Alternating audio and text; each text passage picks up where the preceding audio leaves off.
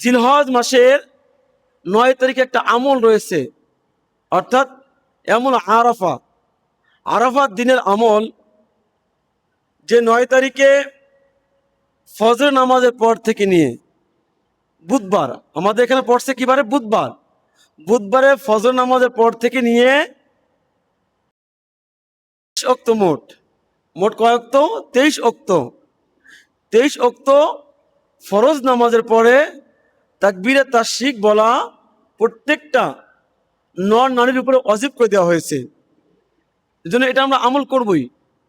বুধবার থেকে নিয়ে, বুধবার ফজর থেকে নিয়ে মোট 23 অক্ত, 23 অক্ত নামাজ, 23 অক্ত নামাজের ফরজ নামাজের পরে তাকবীরে তাশরিক বলা। তাকবীরে তাশরিক হলো আল্লাহু আকবার, আল্লাহু আকবার, লা ইলাহা ইল্লাল্লাহু, আল্লাহু আকবার, আল্লাহু আকবার, ওয়ালিল্লাহিল হামদু।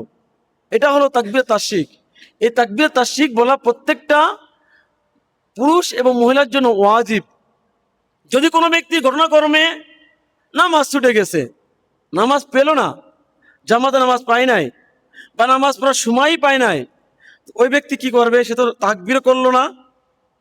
তার জন্য করণীয় হলো, সে যদি আজকে নামাজ ছুটে যায় বা এই ওক্তে নামাজ ছুটে যায়, যখন এই ওক্তে নামাজকে সে কাজা করবে, ওই কাজা নামাজকে আদায় করে তারপর সে তাকবীরটা সেরে নেবে।